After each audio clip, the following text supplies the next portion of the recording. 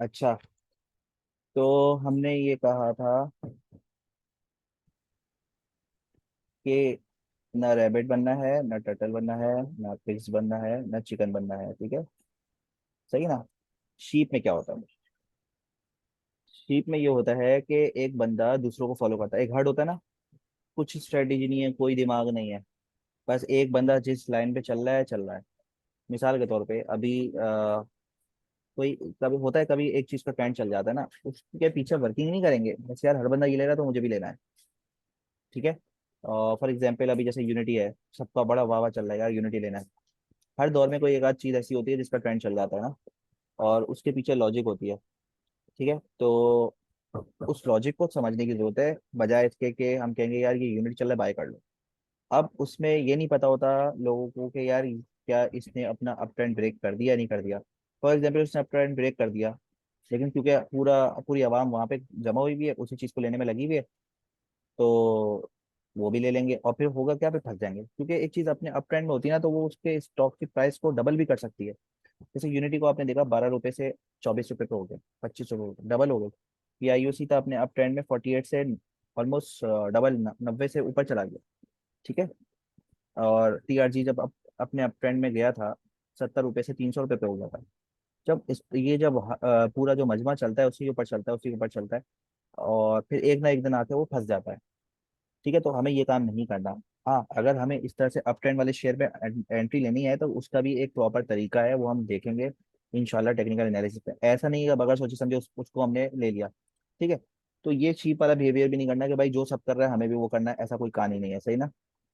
अच्छा भाई, अब स्टैक्स आ जाते हैं। स्टैक्स क्या है, जो हमारे ग्रुप का नाम है, सही है ना, वो इसी की बेसिस पे है। ये क्या करते हैं, they look for opportunities, are neither bullish nor bearish. ये कहते हैं यार, मतलब इनको कोई गर्ज नहीं है कि इंडेक्स नीचे जा रहा है या इंडेक्स ऊपर जा रहा है। ठीक है।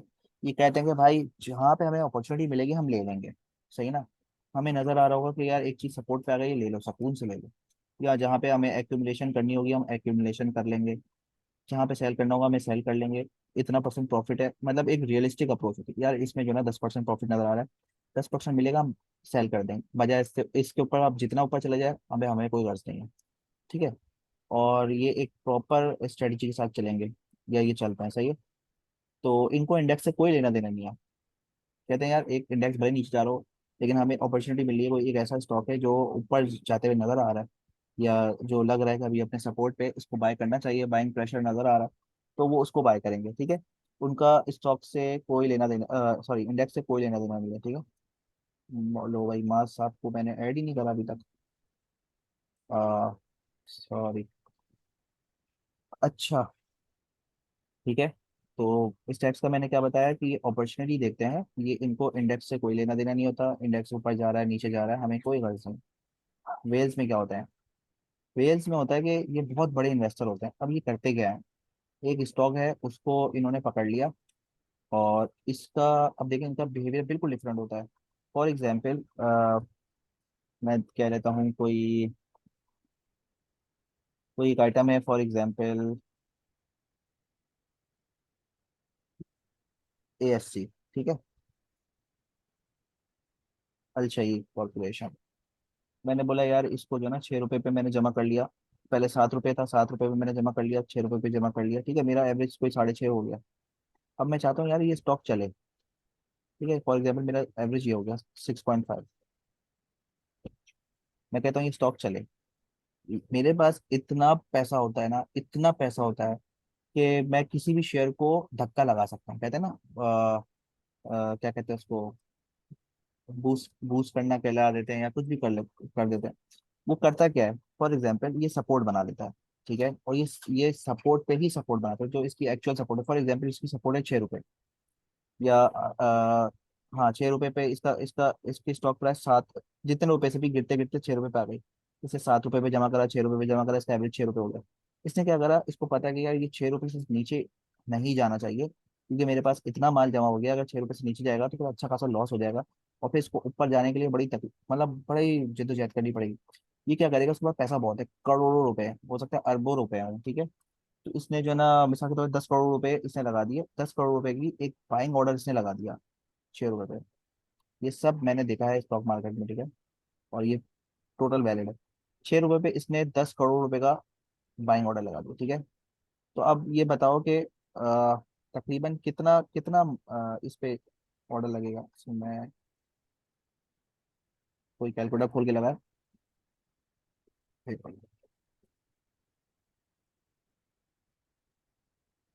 चलो 10 करोड़ छोड़ दो। चलो 10 करोड़, 10,000, 1 लाख, 10 लाख, और चलो 10 करोड़ कर देता हूँ। 6 रुपये कितना हो गया? 16 मिलियन, ठीक है। तो इतने बड़े बड़े ऑर्डर मैंने, 1-1 मिलियन के लिए तो खैर थोड़ा ज्यादा हो गया। 1-1 मिलियन के मैंने ऑर्डर, एक सिंगल ऑर्डर, ऐसा नहीं है कि बहुत सारे ऑर्डर लगे हो, एक सिंगल बंदे का ऑर्डर। तो होता क्या है, जब इतना बड़ा बायर होता है ना, तो लोग, आवाम तो बेवकूफ है, ठीक है। आवाम बेवकूफ है, आवाम ये समझती है कि यार इसकी ह्यूज डिमांड आ गई। जब एक artificially artificially artificially huge demand जब आ जाएगी ना अचानक से, तो एक हलचल मच जाएगी, सही है। और एक एक्सट्रीम बाइंग प्रेशर आ जाएगा, ठीक है। एक बाइंग प्रेशर तो ये जनरेट करता है बुल्स, ठीक है।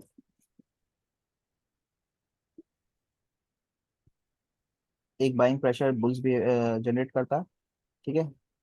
और एक वेल जनरेट करता है, वेल्स के पास तो पैसा बहुत है, और इसको कहता है मुझे दूसरों की वो नहीं है।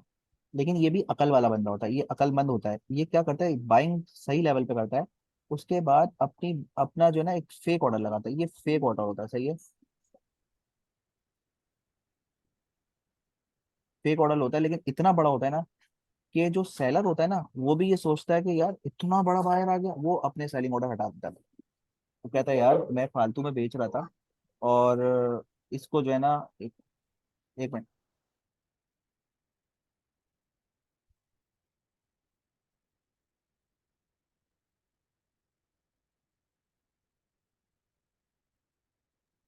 अच्छा, ये भी अक्लमंद इसलिए होता है कि ये बाइंग सही करता है, और उसके बाद सिर्फ अपना माल जो उसके पास उतना होता है ना, उससे इतना बड़ा फेक ऑर्डर लगाता है कि एक तो जो बायर होता है वो कहता है यार इसने फॉर एग्जाम्पल 6 रुपए में अपना बाइंग ऑर्डर लगाया, तो दूसरा बंदा कहेगा यार मैं तो 5.9 पे खरीद रहा था, मेरा तो नंबर ही नहीं आएगा, क्योंकि ये 1 मिलियन का इसने ऑर्डर लगाया हुआ है, मेरा नंबर तो आ ही नहीं सकता। वो क्या करता है, वो 6.1 पे लगा देगा। दूसरा कहेगा भाई ये क्या, मैं थोड़ा सा ऊपर लगा दूंगा तो मेरा क्या नुकसान है, 6.2 पे लगा देगा, 6। तो जो बायर होता है ना, वो अपने ऑर्डर ऊपर करना शुरू कर। ये आ गया वेल, फॉर एग्जाम्पल ये वेल का ऑर्डर है 6 रुपीज पे, ये बायर आ गया 6.1 पे, और फिर बायर अपना ऑर्डर बढ़ाना शुरू कर देते हैं। ये मेंटेलिटी और साइकोलॉजी है, ठीक है। अच्छा, इसी तरह से जो सेलर होते हैं, वो सेलर क्या करते हैं, सेलर ने अपना सेलिंग ऑर्डर लगाया होता है फॉर एग्जाम्पल 6.2, ठीक है।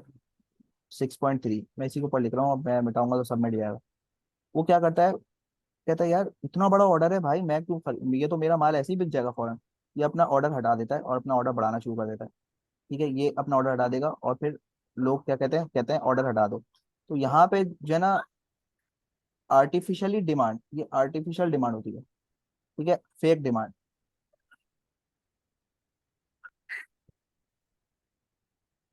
आर्टिफिशियली डिमांड क्रिएट करके आपने सप्लाई साइड जो है ना खत्म कर दी, ठीक है। तो इससे होगा क्या, वही वाला काम है। ये बुल्स वाला क्या होता है कि डिमांड, जेन्युइन डिमांड होती है, और सप्लाई जो सेलर होते हैं वो अचानक से पीछे हटना शुरू हो जाते हैं। इसमें क्या होता है कि आर्टिफिशियल डिमांड होती है, और वही वाला काम होता है जो बुल्स वाले में होता है, ठीक है। लेकिन ये अपने पैसों की मदद से करता है, ठीक है। ये चीज समझ में आई? समझ में आया आपको पूरा सब कुछ, सारी कहानी समझ में आई? कुछ थोड़ा सा पल्ले जी पड़ा और ये के। पंपिंग का जो कॉन्सेप्ट होता है यही होता है, पंप डंप जिसको बोलते हैं। हाँ, बहुत जबरदस्त आपने बताया। पंप और डंप क्या होता है, देखिए, आपने अपना माल खरीद लिया, अब उसके बाद आर्टिफिशियल डिमांड क्रिएट करी। आर्टिफिशियल डिमांड क्रिएट करी, और वो, लेकिन उसकी शर्त क्या है कि आपकी डिमांड जो है ना, ये खरीदे ना कोई, वो आप अपने सेफ साइड पे लगाते हैं। फॉर एग्जाम्पल आपने, आप 6 रुपए पे लगाया ना, जो बायर है ना, वो अपना रेट बढ़ाते बढ़ाते 6.1, 6.2, 6.3 हो गया। आप इसको 6.3 पे नहीं लाते, आप ऐसी जगह पे रखते हैं कि अगर माल बिके भी ना, तो ये लोग खरीद लें, मेरे तरफ मेरा नंबर ही ना आए, ठीक है। तो ये आर्टिफिशियल डिमांड क्रिएट करते, कोशिश करते कि मेरा बाइंग ऑर्डर हिट भी ना हो, सही है। और जब रेट ऊपर चले जाता है तो धड़ करके सेल कर देते हैं। मैंने खुद देखा है, मैं कितने दफा कितना एग्जाम्पल दे सकता हूँ। अच्छा, 1 सेकंड रुको अ, जरा, जरा रुके, 1 मिनट रुके। मैं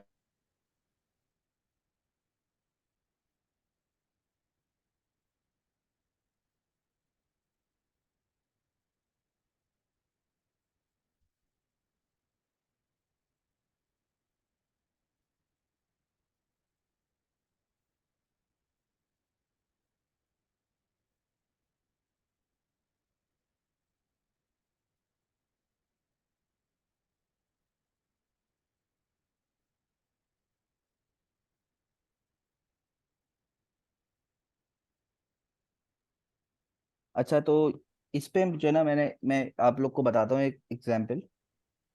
ये कुछ महीने पहले की बात है। एसटीपीएल था अपना, कोई 6.4 के करीब इसकी सपोर्ट थी ना। तो मैंने इसकी बाय कॉल दी थी। ये काफी, मेरे ख्याल में 5-6 महीने पुरानी बात तो होगी। मैंने इसकी बाय कॉल दी थी, मैंने बोला यार ये यहाँ से ऊपर जाएगा। पता नहीं 6.4 था या क्या रेट था। ठीक है। तो उसके बाद हुआ क्या, वो चला गया 6.3 या 6.2 के करीब, ऐसे कुछ चला गया ना।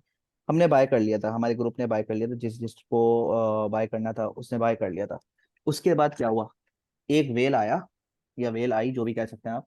और उसने 1 मिलियन, 1 मिलियन आप सोच लो, 1 मिलियन का सिंगल ऑर्डर था। यानी किसी एक ही बंदे का ऑर्डर था 1 मिलियन। सोचो, 1 मिलियन ऑर्डर और 6 रुपए का रेट है, या 6.2 जितने पे भी उसने लगाया हुआ था। तो यानी 60 लाख या 65 लाख, जितने लाख का भी उसने सिंगल ऑर्डर लगाया हुआ था। ऐसा नहीं था कि इतने सारे लोग थे। तो उससे हुआ क्या, उस बंदे ने देखिए करा क्या। उस बंदे ने ऑलरेडी वो जमा करा था स्लो स्लो स्लो स्लो। अगर वो एक साथ इतने ऑर्डर लगा के बाय करेगा तो बाय नहीं होगा, क्योंकि वो डिमांड में सप्लाई अचानक से डिस्टर्ब हो जाएगी। और डिमांड उसकी लगेगी बहुत ज्यादा। वो थोड़ा थोड़ा खरीद रहा है, थोड़ा थोड़ा रोजाना खरीद रहा है, खरीद रहा है, खरीद रहा है। लेट्स से उसका एवरेज 6.5 रुपये हो गया, सही है।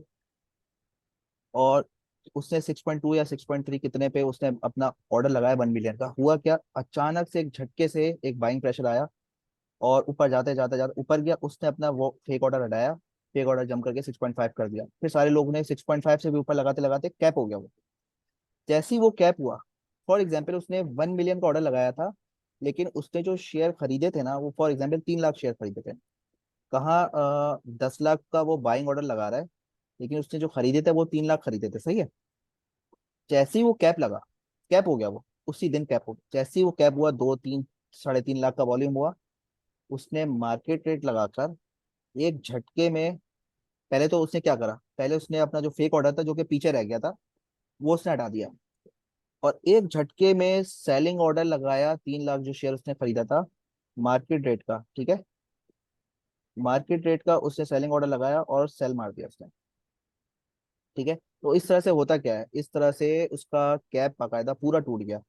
और जैसे ही उसका कैप टूटा, मैंने बोला यार ये क्या तरीका है यार। मुझे पता, ये बिहेवियर मुझे उसका, मुझे अच्छी तरह से अंदाजा था इस बिहेवियर का ऑलरेडी। लेकिन मैंने बोला यार मुझे लग रहा है ये वेल वाली हरकत करी है इसने। और मैंने स्टॉप लॉस फौरन लगा दिया। ठीक है, मैंने सोचा था कैप में बेच दूंगा, लेकिन वो इतने इतने झटके में हुआ, मैंने उससे जरा सा नीचे फौरन स्टॉप लॉस लगाया। और मेरा स्टॉप लॉस हिट हुआ, मेरा माल बिका, और वो धड़ करके वापस नीचे आ गया। तो ये वाला होता है। इसी तरह से मैंने एच कार में भी देखा था, मैंने मिजान में भी देखा था, ये होता है। वेल क्या करते हैं, पहले बाय कर लेते हैं, उसके बाद इतना ह्यूज ऑर्डर लगाते हैं कि वो आर्टिफिशियल डिमांड आती है, वो चीज ऊपर जाना शुरू कर देती है। और जैसे ही इसको कैप लगता है, कैप पे सारा माल सेल कर दिया। या उसको अगर उस कैप पे सेल नहीं करना, उसको और ऊपर करना है, तो वो कोशिश करेगा कि जो है ना, कैप लगा रहा है, और अगले दिन फिर यही हरकत करेगा और ऊपर से वो सेल कर देगा। ठीक है। तो ये पंप और डंप वाली स्ट्रेटेजी भी इसी तरह की होती है, सही है ना। समझ में आ गई ये, बुल्स बियर्स रैबिट्स। तो ये भी ठीक है, इसमें कोई मसला नहीं है। और ये भी ठीक है, ये भी ठीक है। इसके लेकिन उसमें नहीं फंसना नहीं है। मतलब ये कोई काम अगर कर रहा है, सपोर्ट पे बाय करके ह्यूज बाइंग ऑर्डर लगा रहा है, वो भी सपोर्ट पे, ठीक है। लेकिन फंसना नहीं है कि जो है ना, वेल आ गई पीछे से तो अपना ऑर्डर ऊपर लगाने की कोशिश कर दी। फेक होता है। इसी तरह से सेलिंग ऑर्डर भी फेक होता है। कभी कभी क्या होता है, ये आपको टेक्निकल चार्ट में भी मैं बताऊंगा, आप लोग रिमाइंड कराएगा कि किसी को अपना माल जमा करना होता है ना किसी खास रेट पे, और वो देखता है यार इसका रेट ऊपर जा रहा है। फॉर एग्जाम्पल ये एसटीपीएल की मैं बात कर लूँ। इसको खरीदना था 6.5 के दरमियान, 3 लाख। उसने 6.5 के दरमियान, अभी उसका 2 लाख हुआ, लेकिन रेट आहिस्ता आहिस्ता डिमांड थोड़ी सी बढ़ती हुई नजर आई, और इसका रेट चल गया 6.8 तक चला गया। इसने बोला यार ये क्या तरीका है, मुझे तो 1 लाख और खरीदना था 6.15 का। इसने क्या करा, जो इसने 2 लाख थे ना इसके पास, उसने 2 लाख का सेलिंग ऑर्डर लगा दिया 7 रुपए पे। ऐसी जगह लगाएगा कि थोड़ा सा सेफ हो। ठीक है। ऐसे ही आपको अब आज के बाद से शायद आप लोग को इस तरह सा समझ में आना शुरू हो जाए। 2 लाख का एक बंदा सेलिंग ऑर्डर लगाता, ठीक है। इतना बड़ा माल बेचना होता है ना, तो बंदा ऐसे नहीं बेचता, थोड़ा थोड़ा करके बेचता है एक साथ। और वो एक चीज बिल्कुल सपोर्ट पे हो और वो इतना बड़ा सेलिंग ऑर्डर लगाए, इसका मतलब है फेक है वो। और नजर आ रहा होगा, जो आप मार्केट डेप्थ देखते हैं आप लोग अपनी ऐप में, उसमें नजर आ रहा होता है कि सिंगल ऑर्डर है 2 लाख। वो क्या करता है, 7 रुपए पे लगाएगा। जब 7 रुपए पे इतना बड़ा सेलिंग ऑर्डर लगाएगा, जो दूसरे सेलर होंगे ना छोटे छोटे, वो कहेगा यार इसका मतलब कुछ गड़बड़ हो रही है यार, इतने इतना बड़ा बंदा बेच रहा है इतना बड़ा माल। यार मैं नीचे करता हूँ 6.9 पे, वो फिर 6.8, 6.7, 6.6, इस तरह से करके जैसे ही वो रेट नीचे गिरना शुरू कर देता है, वहां से वो दोबारा मार्केट रेट पे उठा लेता है। इस तरह से करके अपना माल उठाता है। तो रेट इस तरह से ना ना ऊपर जाने देता है ना नीचे जाने देता है। नीचे जाएगा तो बाइंग ऑर्डर लगा देगा फेक, ऊपर रेट जाएगा तो सेलिंग ऑर्डर फेक लगाएगा, हत्ता कि इसके पास उसकी रिक्वायर्ड क्वांटिटी आ जाए। जैसे ही रिक्वायर्ड क्वांटिटी आएगी, फिर वो एक अपना जो है ना ह्यूज बाइंग ऑर्डर लगा के आहिस्ता आहिस्ता जैसे ऊपर जाएगा, और फिर वो कैप पे सेल ऑल कर देगा। ठीक है, ये चीज समझ में आई आप लोगों को, बिहेवियर समझ में आया? और अब आप लोग बताएं कि आप लोग कौन से वाले बिहेवियर पे काम कर रहे थे आज से पहले, जिसको टेक्निकल एनालिसिस नहीं आती, उसकी बात अगर करूँ मैं।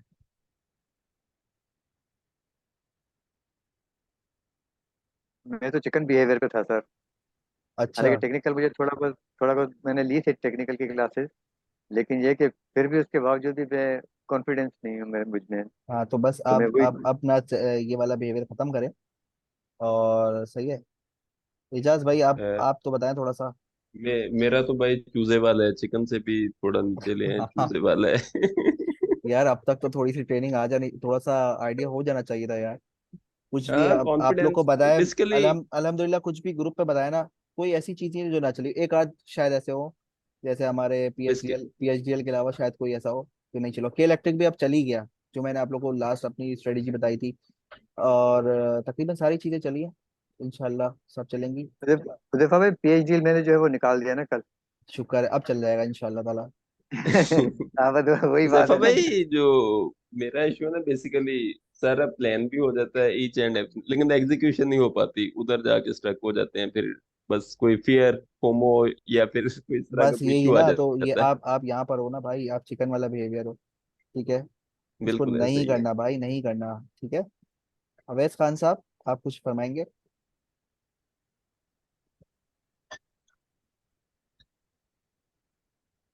अच्छा, आप मैसेज करेंगे, मुझे यकीन है। चलो आप मैसेज कर देना। ठीक है। अच्छा, ये समझ में आया कुछ कि यार क्या चल रहा है मार्केट के अंदर? समझ में आया ये कि किस किस तरीके के बिहेवियर के लोग हैं? ये सारे फालतू हैं, ये सही है। ये चार स्टैक क्या है, इनको कोई गर्ज नहीं है। बेयर्स बुल्स क्या चल रहा है, कहते हैं भाई सपोर्ट पे लो, रेजिस्टेंस पे सेल करो, सपोर्ट पे लो, रेजिस्टेंस पे सेल करो, मार्केट कहाँ जा रही है हमें कोई गर्ज नहीं है। ये स्टैक है, और यही हम लोग हैं। ठीक है, हम लोग यहाँ पर हैं। इतना मेरे ख्याल में करोड़ रुपए का तो किसी के पास ऐसा कोई बंदा नहीं होगा हमारे ग्रुप में शायद। एक बंदा था वैसे, मैं उसका नाम भी लूंगा, कि अच्छा खासा माल हो और वो सपोर्ट पे बाय करे और पीछे फेक सपोर्ट लगाए, और शेयर की प्राइस पड़ जाए और टर्न करके सेल कर दे कैप में। ऐसा मेरे ख्याल में बहुत कम कम होगा। ठीक है, ये भी सही है, लेकिन ऐसे बंदे हमारे पास नॉर्मली नहीं होते।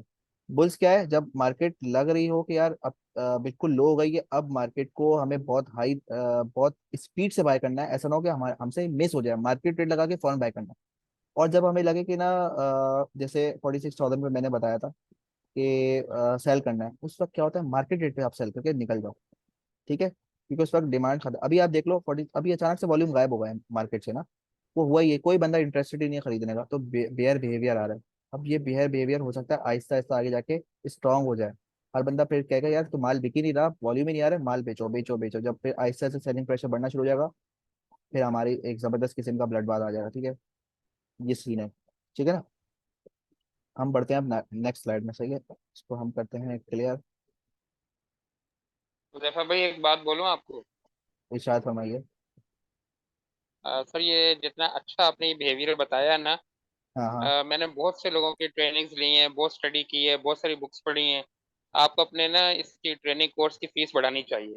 बहुत कम चार्जेस ले रहे हैं आप, जितना कसम, अच्छा आपने बताया है ये। अब भाई हम तो लोगों को फ्री में भी रख रहे हैं, खुदा की कसम। यकीन करो, मैंने ये सोचा। अच्छा, उवैस खान साहब ने बता दिया कि भाई शीप है अब ये। ठीक है, मैं यकीन करें, मैं पता है मेरा क्या है मानना। मेरा मानना ये है कि जो हमारे पाकिस्तानी जो अवाम है ना, ये अपना लॉस कर लेंगी, करोड़ों का लॉस या लाखों का लॉस कर लेंगे, लेकिन सीखने पे पैसे नहीं देंगे। इसलिए मेरा ये मानना है कि यार जब तक बंदा खुद से इन्वेस्ट नहीं करेगा ना, तो इनको कोई स्पून फीडिंग नहीं कर सकता। ठीक है, बात यह है कि अगर किसी को कोई चीज पैसे वाली लग रही है ना, कि यार खर्चा ज्यादा होगा, या पैसा लग रहा है मेरा ट्रेनिंग में, फॉर एग्जाम्पल 10,000 लग रहा है, 15,000 लग रहा है, 6,000 रुपये लग रहा है, तो भाई यकीनन इससे ज्यादा लॉस होगा उनका, लाखों में लॉस होगा। ठीक है, मैं अक्सर लोगों से पूछता हूँ, कोई कुछ बोलता है कि यार बहुत ज्यादा है, तो मैं कहता हूँ नहीं यार, आप आ जाओ यार, एटलीस्ट आपने सोचा तो ना मुझे ट्रेनिंग लेनी है, भाई आप आ जाओ। यकीन करें, मैं इस तरह से करता हूँ। अब मैंने सोचा है कि कभी भी मैं फ्री जूम सेशन रखना होगा ना, कभी कभी मैं कुछ फ्री सेशन रखता हूँ, कोई बेसिक ट्रेनिंग कर देता हूँ। मैंने ये सोचा कि मैं बोलूंगा भाई 1 रुपीज फीस है, 1 रुपीज। जो बंदा 1 रुपीज सेंड करेगा वो आएगा। यानी मैं चाहता हूँ कि लोग थोड़ा सा अपने कंफर्ट जोन से निकलें और थोड़ा दिमाग में इन्वेस्टमेंट वाली अप्रोच भी रखें, वरना फ्री चीज तो यूट्यूब पे अवेलेबल है। यकीन करें इस तरह से, मैं अपनी कोई बड़ी बात नहीं कर रहा, मैं ये बता रहा हूँ इस तरह से कोई नहीं समझाएगा। क्लियर, दिमाग के अंदर फीड करना। फिर मैंने जो होलसेल वाली बात बताई थी वो भी, उससे भी पता लगा अच्छा तो मार्केट में ये कहानी चल रही है। तो अब आप लोग को वेल वाली चीज बिल्कुल समझ में आ गई, शायद किसी ने नहीं समझाई होगी। कभी कभी ऐसा जब मुझे लग रहा होता है कि यार ये चीज सपोर्ट पे है और ये इस वक्त जबरदस्त किस्म की एक्यूमुलेशन चल रही है, इसको टेस्ट करने के लिए मैं देखता हूँ, तो इस वक्त ऐसा ही हो रहा होता है। ह्यूज सेलिंग ऑर्डर लगा हुआ होता है। मैं कहता हूँ यार ये बकवास है, सब फेक है। क्यों? क्योंकि वो चाहता नहीं है कि रेट ऊपर चला जाए। और ऐसा मैंने कई दफा देखा, बाय करा और अचानक से उसने फेक सेलिंग ऑर्डर लगाया और ऊपर जाना शुरू कर दिया। तो भाई ये तो होता है। आप लोग बस सीखो, बस मुझे इसी में खुशी आती है यार। है। अच्छा, अब ये कहानी तो हो गई पीछे सारी, हमने क्या क्या पढ़ा। देखिए हमने क्या क्या पढ़ा, हमने बोला कि भाई stock market, consumer market, stock market में क्या फर्क है। जिन लोगों जो लोग नए हैं उनको वीडियो दे दी जाएगी इसकी, आप उसको पढ़ लें, क्योंकि हमने इसमें अच्छा खासा टाइम लगा दिया है। इसमें हमने पढ़ा था कि एक ठेले वाला बंदा भी इतनी रिसर्च करता है, एक कम पढ़ा लिखा, तो एक कंपनी के बड़े बड़े बंदे और हम लोग ज्यादातर जो पढ़े लिखे लोग हैं वो क्यों नहीं रिसर्च करता, कोई स्टॉक को खरीदने के लिए रिसर्च क्यों नहीं करता, इसको हमने बहुत डिटेल में पढ़ा था। होलसेल वाला हमने पढ़ा था, होलसेल रिटेलर, ठीक है, ये भी वीडियो में देख लेगा आप लोग। इन्वेस्टमेंट गैम्बलिंग, बहुत सारे लोग कहते हैं जो है ना ये गैम्बलिंग है, ऐसा नहीं है, ये इन्वेस्टमेंट ऑफ प्योर साइंस है। अब साइंस की तरफ हम लोग आहिस्ता आहिस्ता जा रहे हैं, ये सब कॉन्सेप्ट क्लियर हो रहे हैं साइकोलॉजी के। कुछ लोग कहते हैं कि यार फंडामेंटल ही अच्छी कंपनी, जो कंपनी फंडामेंटली बहुत स्ट्रांग है उसी पे इन्वेस्ट करना चाहिए। बिल्कुल बकवास बात है, खासतौर पे पीएसएक्स में तो बकवास है, मुझे दूसरी मार्केट का नहीं पता, ठीक है। ये डीएसएल अरसा दराज से जो है ना ये डिफॉल्टर ही कंपनी है, लेकिन ये अपने बिल्कुल 20-20%, देखिए मैं प्रॉफिट दिखा, 75% प्रॉफिट दिया इसने, 55% प्रॉफिट दिया। नेक्स्ट साइकिल नेक्स्ट साइकिल में इसने 47% प्रॉफिट दिया, अगले साइकिल में इसने 36% प्रॉफिट दिया।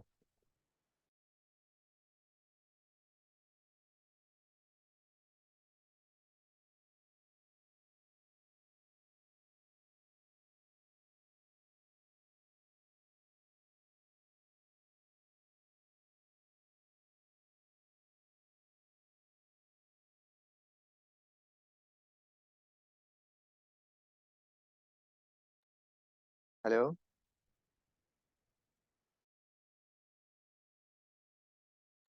यार घर वाले जो है ना खाने के लिए ऐसे बुला लेते हैं, मैं कहता हूँ कि भाई आप लोग खा लो यार, तो इसलिए मैंने थोड़ा माइक बंद किया था। एनीवेज, फिर उसके बाद हमने डिविडेंड बोला कि यार डिविडेंड, कुछ लोगों का ये कहते हैं कि यार भाई ऐसी कंपनी लो जो डिविडेंड देगा, कम से कम डिविडेंड तो खाते रहेंगे।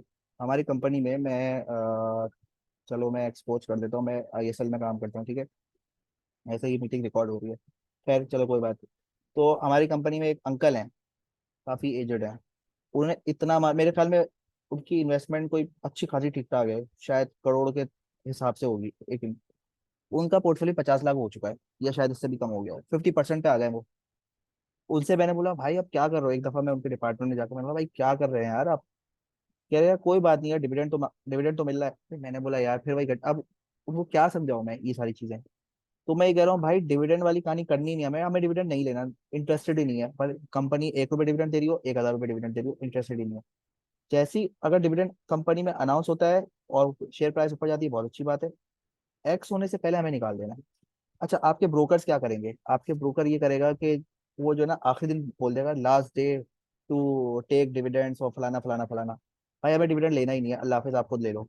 वो करेगा क्या, वो चाहता है कि इतना हाई रेट है उसने नीचे लिया हुआ, वो आपको माल दे दे। ब्रोकर्स भी कोई डिविडेंड नहीं लेते, ठीक है। और बंदे लोग हाई रेट पे ले लेते हैं कि यार डिविडेंड मिल जाएगा, जैसे डिविडेंड लेंगे शेयर प्राइस नीचे गिर जाएगी।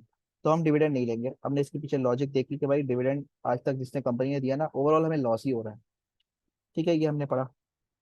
अच्छा, अब आ जाते हैं कि भाई ठीक है, सारी बात समझ में आ गई, तो अब सवाल ये है, बेसिक सवाल, कि एक स्टॉक में एंट्री कब लें और कब ऐसा टाइम आता है जब हम कहते हैं यार इससे बचना चाहिए, इसके पीछे लॉजिक क्या है, ठीक है। तो जैसे अदनान भाई, आपको मेरी आवाज़ आ रही होगी, आपने दोबारा अपना चेंज कर लिया है, खैर। तो आपने एक ग्राफ शेयर किया था, आपने बोला था यार एक प्राइस है कि यार इसमें आपने बोला इसको तो नीचे जाना चाहिए, इसकी हाई रेट है बहुत ज्यादा ना। ठीक है, आपने अपनी एनालिसिस करी है, सही है। हम लोग अपनी एनालिसिस करते हैं। खाली इसकी कैंडल्स देखकर हम कुछ भी नहीं बता सकते कि ये ऊपर जाएगा कि नीचे जाएगा, सही है। हमें अपने टेक्निकल इंडिकेटर्स लगाने होंगे। ठीक है, इसके पीछे लॉजिक होगी। सही है, हर टेक्निकल इंडिकेटर एक लॉजिक बता रहा होगा। अब हम वो लॉजिक देखेंगे कि किस लॉजिक के बेसिस पे हम कहते हैं कि इसको बाय करना चाहिए। हमने पहली स्लाइड में पढ़ा था कि हम लोग ना डिमांड देखते हैं, ठीक है, और ना उसके रेट्स देखते हैं। जी, एमटीएल। सही है, और हम ना देखते हैं उसके प्रॉफिट मार्जिन क्या है। सही है ना, क्वालिटी, क्वालिटी से बड़ा फंडामेंटल्स क्या है। हम ये कुछ भी नहीं देखते। जब हमें कुछ पता ही नहीं होता तो उसको खरीदते हैं। हम क्यों खरीदते हैं भाई? हमें ना पता है कि इस, अगर मैं इस रेट पे खरीदूंगा तो मुझे इतना परसेंट प्रॉफिट है। जब हमें यही नहीं पता तो फिर हमें खरीदने का फायदा क्या है? ये तो हम सट्टा खेल रहे हैं भाई, जुआ खेल रहे हैं। हमें जुआ और सट्टा नहीं खेलना, सही है। अच्छा, अब ये आ जाते हैं, ये भी बहुत अच्छा सा कर्व है। ठीक है, साइकिल ऑफ मार्केट इमोशंस, सही है। आज से पहले बहुत सारे लोग, जो चिकन बिहेवियर है, टर्टल बिहेवियर है, और हुट पटांग जो बिहेवियर है, शीप वाला बिहेवियर है, उस पे लोग करते क्या है, ठीक है। उसमें लोग यहाँ पे बाइंग करते हैं, यहाँ पे सेलिंग कर देते हैं। हमेशा नुकसान बहुत है, सही है। लेकिन जो बुल्स होते हैं, वेल्स होते हैं और स्टैग्स होते हैं, ये करते क्या है?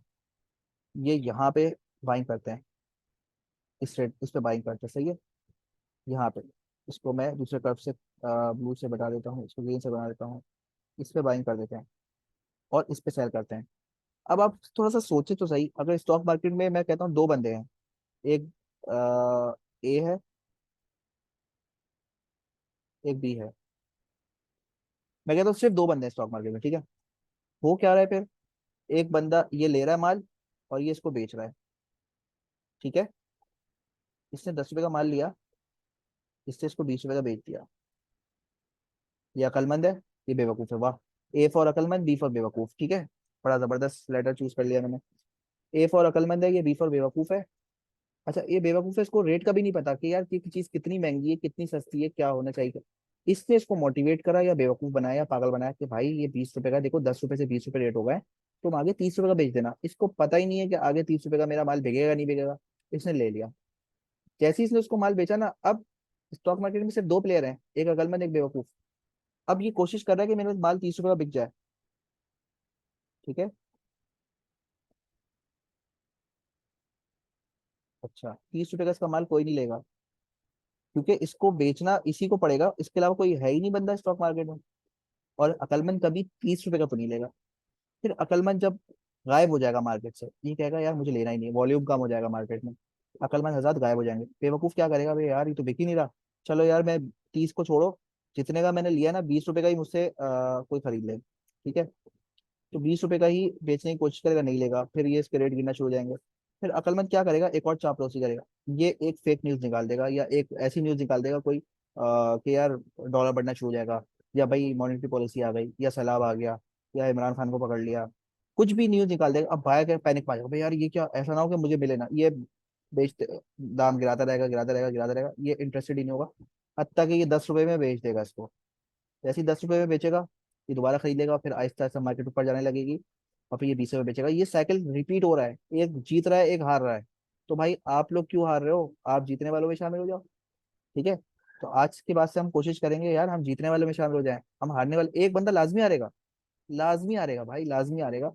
क्योंकि एक बंदा, जब ये आखिरी वाला जो बंदा होगा जिसने 20 रुपए में खरीदा होगा, उसका माल बिकेगा ही नहीं, ठीक है। अब इस तरह से सोचो, अभी मैं सिंप्लीफाई कर रहा हूँ, ठीक है। अभी सिंप्लीफाई करके मैं आप लोगों को समझा रहा हूँ ताकि थोड़ा कॉन्सेप्ट क्लियर हो, सही ना। अच्छा, होता क्या है स्टॉक मार्केट साइकिल क्या होता है? कोई आप लोग में से कोई इंजीनियर वगैरह या कुछ होगा, आप लोग को पता होगा, एक साइनसोइडल वेव होती है, ठीक है। साइनसोइडल वेव क्या होती है? वो इस तरह से चलती है, ठीक है, सही ना, इस तरह से वेव चलती है। अच्छा, मैं इसको दोबारा डाल। वो क्या रहा है, स्टॉक मार्केट भी एक साइकिल है। अक्सर मैंने ग्रुप पे देखा होगा आप लोग ने, कि मैं बात करता हूँ कि यार ये साइकिल होता है, सब कहते हैं क्या मतलब है साइकिल है, या लोगों को समझ नहीं आ रही थी ना। उस साइकिल क्या होता है, देखिए। साइकिल ये होता है कि एक वक्त आता है कि स्टॉक जो है ना अपने बिल्कुल लो पे खड़ा होता है। या अगर मैं इंडेक्स की बात करता हूँ, इंडेक्स बिल्कुल लो पे खड़ा होता है। ये इस वक्त 39,900 इंडेक्स है, 39,900 या 30,000। हाँ,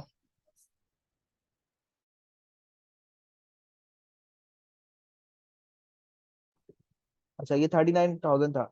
इस वक्त होता क्या है कि मार्केट अपने बॉटम पे खड़ी होती है। जो स्टैग्स होते हैं ना, स्टैग्स होते हैं, वो स्टैग कहते हैं यार अपॉर्चुनिटी आ गई है, यहाँ पे माल खरीद लो, ठीक है। लेकिन उसको पता है कि यार इतने आसानी से नहीं चलेगा, थोड़ा सा अभी रुकेगा। अब जब बंदा यहाँ पे माल खरीदता है ना, इस वक्त, कोई इंडेक्स की बात कर रहा है या स्टॉक की बात कर, जब इस वक्त बिल्कुल बॉटम पे खरीदता है ना, तो इतनी आसानी से नहीं चलता, थोड़ा सा स्लो घूम रहा होता है। जब इस वैल्यू ऊपर नहीं जा रही होती ना, तो एक डिप्रेशन सी होने स्टार्ट हो जाती है ना। तो यार ये क्या हो गया यार, चल ही नहीं रहा।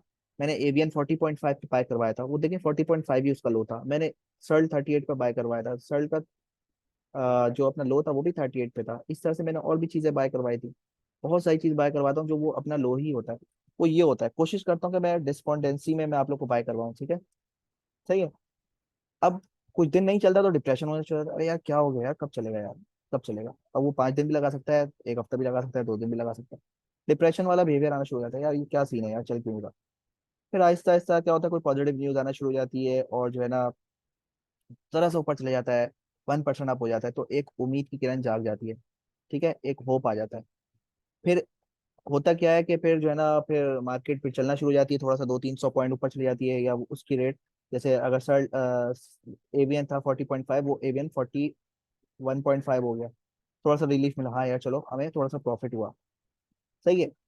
फिर जो है ना वो फर्दर अप होता है और 42 क्रॉस कर जाता है, तो फिर ऑप्टिमिज्म हो जाता है, नहीं यार अब ये चलेगा यार, ये सही बाय कॉल सही थी, अब चलेगा।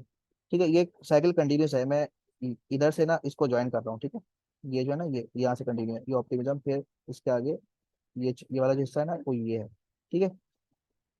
फिर ऑप्टिमिज्म के बाद जब वो, फिर उसके बाद अपर कैप लग जाता है, अरे यार कैप लग गया यार, एक्साइटमेंट। फिर उसके बाद एक और कैप लग गया, थ्रिल। फिर उसके बाद जो है ना मजीद ऊपर गया यूफोरिया, यहाँ पे एवियन जो है ना 56 रुपए का चला है। सही है। अब होता क्या है कि एक होती है अकलमंद अवाम, एक होती है बेवकूफ अवाम। जो अकलमंद वाला बंदा है ना, वो यहाँ पे लेगा, और बेवकूफ होगा ना वो यहाँ पे लेगा। सही है। तो ज्यादातर अवाम ये है, बहुत ज्यादा। ठीक है। यहाँ पे जो बाय कर रहा है ना, उसके पीछे एक अलग लॉजिक है, ठीक है।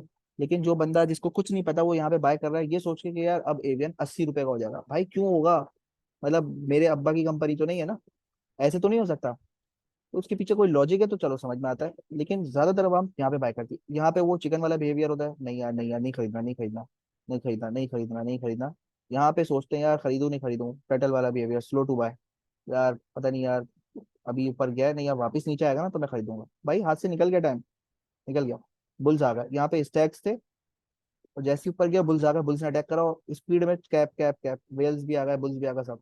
भाई स्टैक तो जीत गया ना, स्टैक ने सबसे नीचे बॉटम पे बाय करा, और बुल्स ने इसको फिर कैप लगाया, कैप लगाया, कैप लगाया, और ऊपर चला गया। अब जब यहाँ पे ऊपर हो गया, एक बेयर्स वाला बिहेवियर आ गया, लोग नहीं ले रहे। लेकिन जो ले रहे हैं वो कौन है, बेवकूफ अवाम। अच्छा, अब ब्रोकर्स होंगे आपके बहुत सारे लोग होंगे, वो आपको कहेंगे भाई यहाँ पे बाय कर लो, बाय डिप पे बाय कर लो, या यहाँ पे बाय कर लो। सही है। तो जो यहाँ पे लेता है, यहाँ पे अचानक से डिमांड गायब हो जाएगी, कि बेवकूफ आवाम को कोई मिल ही नहीं रहा होगा सेल करने का। अब क्या होगा, वो एंग्जाइटी में हो जाएंगे, परेशान हो जाएंगे, अबे यार ये क्या हो रहा है यार, नीचे चला। ब्रोकर्स के मैसेज आना शुरू हो जाएंगे, भाई डिप पे बाय कर लो। तो कहते हैं कोई बात नहीं, 56 पे लिया ना, ऊपर जाएगा यार, अभी थोड़ी बहुत करेक्शन तो होती है ना। अच्छा, कोई बात नहीं, 5 मिनट इसको हम निपटाने की कोशिश करते हैं। तो ब्रोकर्स का मैसेज आएगा कि यार डिप पे बाय कर लो। तो एंग्जाइटी होना शुरू हो जाती है, नीचे आ जाती है। डिप पे बाय करते हैं, नीचे आता है वो। यहाँ पे वो एवरेज करना शुरू कर देते हैं बेवकूफ आवाम। एक तो गलती इन्होंने क्या करी कि यहाँ पे बाय किया टॉप पे, फिर इनको स्टॉप लॉस भी नहीं लगा, दूसरी गलती। तीसरी यहाँ पे एवरेज कर रहे हैं, 3 गलतियां कर रहे हैं। अब ये शेयर प्राइस और गिरी है, क्यों, क्योंकि डिमांड खत्म हो गई, सप्लाई बढ़ती जा रही है, जो मैंने पहले पीछे बताया। आप लोग डिनाइल पे चले गए कि यार नहीं यार मुझे अब उम्मीद नहीं नजर आ रही। फिर ये फेयर में चले गए, खौफ आना शुरू हो गया, यार ये कितना गिरेगा यार, कितना गिरेगा यार, अब मैं क्या करूं। फिर डेस्परेशन पे चले गए, और ज्यादा वो पैनिक, पैनिक सेलिंग स्टार्ट हो गई, ब्लडबाज स्टार्ट हो गया। सही है। फिर उसके बाद, मतलब अभी तक होल्ड करा है वो बंदा, बेवकूफ वाला बंदा, ठीक है, जो मैंने पहले बताया था। कैपिटुलेशन, कैपिटुलेशन मतलब सरेंडर कर दिया आपने। बोला यार भाई जितने का भी बिक रहा है ना भाई ले लो यार, अल्लाह के वास्ते। 40.5 पे किसी ने तो एवीएन को सेल किया होगा। किसने सेल किया होगा, जाहिर है जिसका 50 रुपए का रेट होगा। इससे बोलोगा यार ये तो भाई 20 रुपए हो जाएगा, उसको बोला जाएगा बेवकूफ बना के, भाई ये ना 20 रुपए में हो जाएगा। अब वो आपका ब्रोकर भी बोल सकता है बेवकूफ बना के, कुछ भी बोल सकता है कि यार नहीं लो यार ये नीचे हो जाएगा, ताकि आप उसको बेच दो। आप बेचोगे तो अकलमंद वाला बंदा इसको खरीद लेगा। सही है। एक अकलमंद है, एक बेवकूफ। तो यहाँ पे खरीद लेगा और फिर थोड़ा सा ऊपर जाते जाते ये साइकिल, तो ये साइकिल कंटिन्यूस चलता है। तो इसलिए मैं हमेशा बताता हूँ कि भाई आप जो है ना बेवकूफ़ों वाले साइकिल में मत आओ, अकलमंदों वाले साइकिल में आओ, यहाँ पे बाय करो, यहाँ पे सेल करो। ठीक है, आप लोग को ये क्लियर हुई, समझ में आई कहानी? स्टॉक मार्केट साइकिल क्या होता है, ये हमेशा इस तरह से चलेगा। समझ में आई कहानी? जी ये समझ में तो आ गई, लेकिन हुजैफा भाई ये बात वही है कि जिस तरह पता आपने कैसे कहा कि लगेगा? यूसुफ के पता कैसे हाँ लगेगा? ये बिल्कुल भाई वो पता बिल्कुल। तो अभी लगेगा ना टेक्निकल एनालिसिस से यार। अभी आप लोग ये बताओ कि ये चीज समझ में आई कि टॉप पे बाय नहीं करना और बॉटम पे करना है। और ऐसा ही होता है, हमेशा ऊपर करते हैं और फिर थोड़ा थोड़ा हाँ टेंशन होती है यार, बिल्कुल नीचे जा रहा है, नीचे, और फिर अचानक से पैनिक सेलिंग होती है, फिर यहाँ पे सेल कर देते हैं। लो भाई, फिर ऊपर वही वाली बात हो जाती है फिर। जब मैं सेल बिल्कुल करता हूँ बिल्कुल। तो वो ऊपर चले जाता है, और जब मैं बाय करता हूँ तो नीचे चला जाता है। तो यही होता है ये भाई। जब मैं सेल करता हूँ, बेवकूफ बंदा यहाँ पे सेल करता है तो फिर ऊपर जाना शुरू हो जाता है, और जब मैं बाय करता हूँ तो नीचे चले जाना शुरू हो जाता है, इसलिए क्योंकि आपका साइकिल उल्टा है। मैं हमेशा ये कहता हूँ साइकिल उल्टा क्यों है, यहाँ पे बाय करो, यहाँ पे सेल करो। ये कैसे पता लगेगा? बहुत आसान है, टेक्निकल एनालिसिस से पता लग जाएगा, बहुत ही ज्यादा आसान है। एटलीस्ट बेसिक तो हर इंसान को समझ में आ ही जाएगी, फौरन फौरन समझ में आ जाएगी इंशाल्लाह। ठीक है, जब आप लोग को बेसिक इंडिकेटर्स पता लग जाएंगे ना, हम पढ़ेंगे 5-6 इंडिकेटर पढ़ेंगे ऐसे कि इंशाल्लाह उसके बाद से किसी की जरूरत पेश नहीं आएगी। लेकिन जो है ना एटलीस्ट इतना तो समझ में आ ही जाएगा कि नहीं भाई इसको तो बाय कर ही नहीं सकते यार, क्या हो गया भाई? कोई अगर आपको बाय कॉल बोल रहा है वो कहेगा भाई क्या हो गया, खैरियत हो गई है क्या? बाय बनता ही नहीं है। आप लोग में ही से हर बंदा बोलेगा नहीं यार बाय बनता नहीं है। हम लोग प्रैक्टिकल क्लास भी करेंगे टेक्निकल एनालिसिस के बाद, ट्रेनिंग के बाद, ताकि आप लोग थोड़ा सा होमवर्क भी हो जाए आप लोग का। ठीक है, ये समझ में आया आप लोगों को? यहाँ पे एंड करें? सर एक एक्सक्यूज मी, जी इससे बोलिए। ये पता चला कि गिरते हुए शेयर को एवरेज नहीं करना चाहिए। ये हाँ, हमारा जो एक ट्रेंड है जी, एग्जैक्ट, एवरेज कर लें। ऑब्वियस सी बात है। अभी जैसे मिसाल के तौर पर मार्केट टॉप पे है, तो अभी अगर रेट गिर रहा है ना, एवरेज नहीं करना। इसलिए देखें सईद भाई और अदनान साहब, और मेरे पास कौन कौन ऐड हैं, हुसैन साहब और उमर तूर साहब। देखिए मार्केट जब टॉप पे है ना, तो ये तो एक मिनट रह गया मुसीबत। अच्छा, अब आप गुलाम रसूल साहब आप बनाएंगे लिंक, ठीक है? और सर फिर हम, मुझे सर मेरे कौन, पास मुझे मुझे अच्छा इसका कौन मुझे बना, आता नहीं, मुझे अच्छा नहीं कौन आता। बना रहा था लिंक, कौन बना रहा था? उमर तूर साहब आप बना रहे थे ना? चलो मैं बता दूंगा, अब तो 10 मिनट गुजर गए ना, मैं लिंक बना के आप लोग को सेंड करता हूँ, सही है? मैं अभी सेंड कर देता हूँ, टाइम खत्म हो गया है। ठीक है। ओके।